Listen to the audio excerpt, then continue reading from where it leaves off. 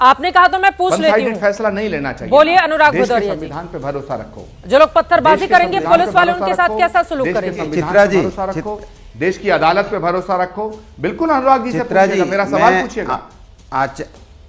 बोलिए अनुराग भदौरिया। रुकिए रुकिए, पूछ लिया, अब आप सुन तो लीजिए।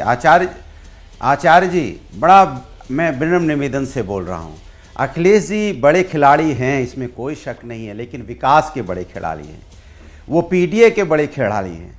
वो जो कमज़ोर है समाज में तबका, उसको आगे बढ़ाने के लिए उसके लिए काम करने वाले हैं। वो समाज के विकास की राजनीति करते हैं, उसमें तो माहिर हैं, वो उसके खिलाड़ी हैं। वो कैसे उत्तर प्रदेश देश आगे ले जाए, उसको आगे ले जाने के खिलाड़ी हैं वो।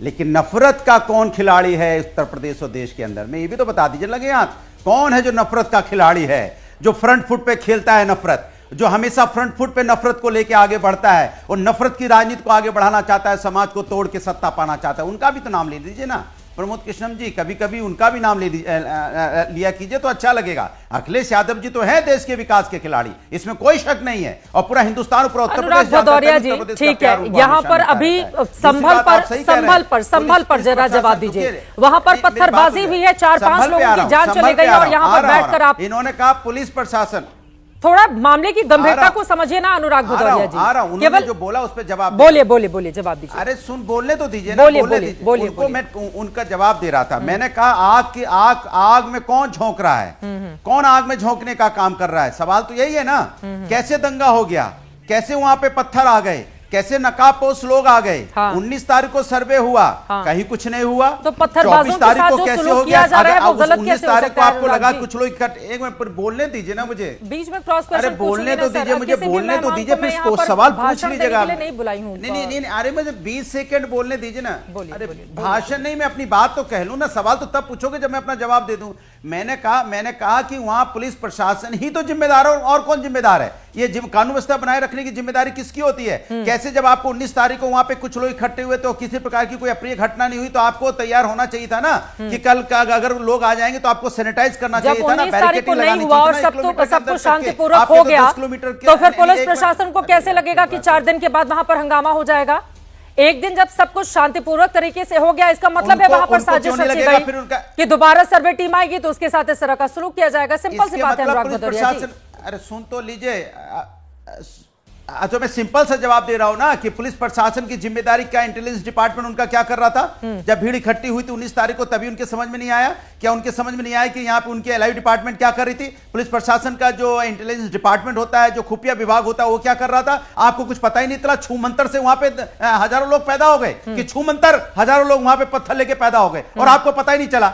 आप हाथ पे हाथ रख के बैठे रहे। पत्थरबाजों के साथ पुलिस ने जो सलूक किया, फिर उस पर दर्द क्यों? नाकामी है पुलिस। जो लोग अगर वहां पर माहौल बिगाड़ना चाहते हैं और इसीलिए पत्थर लेकर हाथों में पहुंचे हैं, हथियार है उनके पास, वो नकाब लगाकर पहुंचे हुए हैं, तो पुलिस वालों ने जो किया फिर वो गलत कैसे किया? हिम्मत कहां से आती है वर्दीधारियों पर इस तरह का बर्ताव करने की, उनके ऊपर पत्थर फेंकने की?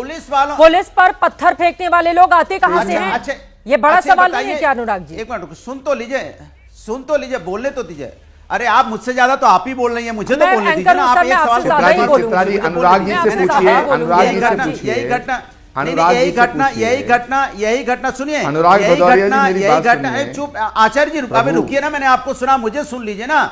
आचार्य जी ने मेरी बात होने दीजिए, ऐसे नहीं चलेगा। मैंने आप कब्जा नहीं करेंगे डिबेट पे। आपने बहुत बोला, मैंने सुना, मेरा भी सुन लीजिए। मैंने कहा जिस तरह की बात हुई, इस तरह की घटना जब बहराइच में हुई थी तब कौन जिम्मेदार था? तब भी पुलिस जिम्मेदार थी और अपनी जिम्मेदारी से भागने के लिए इधर उधर की बातें करती रही। आज भी पुलिस जिम्मेदार है, क्योंकि पुलिस का खुफिया तंत्र फेल हो जाता है और कहते हैं कि वहां 10 किलोमीटर से लोग आ गए। 10 किलोमीटर से लोग कैसे आ गए आपको पता नहीं चला। 10 किलोमीटर से लोग आने में समय लगता है ना, कैसे आ गए? ठीक है प्रमोद कृष्ण जी। चित्रा जी, जब कश्मीर में हमारे जवानों के ऊपर पत्थर फेंके जाते हैं तो ये विपक्षी पार्टियां पत्थरबाजों के साथ खड़ी होती हैं, और जब पुलिस पे पत्थर फेंकता है तब ये दंगाइयों के साथ खड़े होते हैं। बेहतरीन होता, अच्छी बात होती कि अखिलेश यादव जी अपने सांसद से कहते कि भाई तुमने ये भीड़ को क्यों उकसाया, क्यों दंगा कराया, क्यों भीड़ को उकसाते हो? क्योंकि वहां जो लोग मरे हैं उनमें ना समाजवादी पार्टी का कोई नेता मरा है, ना कांग्रेस का मरा है, ना भाजपा का मरा है। हिंदू मुसलमान ठीक है, लेकिन भाई इंसान की जिंदगी की हिफाजत करो। अगर पुलिस वाले मरते तो भी वो हमारे भाई बहन हैं, और अगर ये लोग मरे बच्चे तो भी कुछ थोड़ा बड़ा दिल करके सोचिएगा, इस सत्ता को क्या करेंगे आप।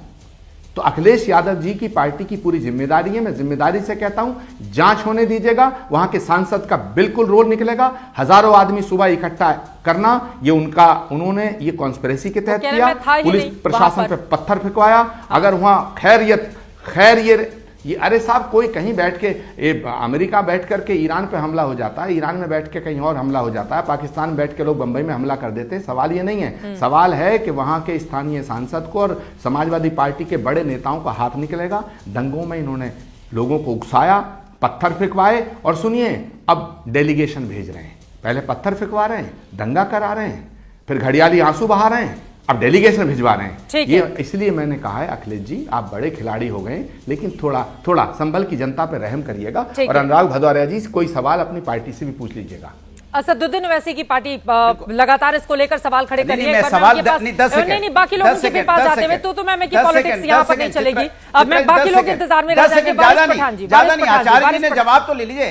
नहीं, आरोप हम पे लगाए, 10 सेकंड से 11वां नहीं, 10 सेकंड से 11वां नहीं। देखिए आचार्य जी, एक बात मान के चलिए, आप भी जिम्मेदारी से भाग रहे हैं। आप 10 सेकंड में कोई बात पूरी नहीं कर पाएंगे। आप ये नहीं कह पा रहे हैं, आप बहुत विद्वान हैं, आपके पास बहुत शब्द हैं, आपके पास बहुत शब्दकोश है, आपके पास संज्ञा सर्वनाम व्याकरण बहुत है। बोलने दीजिए, आपको 10 सेकंड बोलने दीजिए। चित्रा जी, इनकी आवाज बंद कीजिए, ये ठीक नहीं है। मैं इनके बीच में नहीं बोला, मैंने कहा कि आप ये कह रहे हैं कि समाजवादी आवाज जरूर बंद कराएंगे, समाजवादी पार्टी को दर्द है ना कि हमारे 4 लोग गए हैं, हमारे 4 बच्चे गए हैं। आपको दर्द होता, आप जाते वहां पे 4 बच्चों की बात करते हैं, आप 4 बच्चों की बात नहीं कर रहे हैं, आप सरकार को बचाने की बात कर रहे हैं, सरकार की पैरवी कर रहे हैं आप। इस बात का अफसोस है, आप इंसानियत की बात नहीं कर रहे हैं, मानव धर्म की बात नहीं कर रहे हैं, मानवता की बात नहीं कर रहे हैं, आप सरकार बचाने की बात कर रहे हैं। सही कहा आपने, ऐसी सत्ता लेके क्या करोगे, क्या करोगे ऐसी सत्ता लेके जिस सत्ता में नफरत 10 सेकंड आप बोलने के लिए मांगते हैं और पूरे 7 सेकंड बोलते हैं। अनुराग भदौरिया जी, हो गए आपके पास।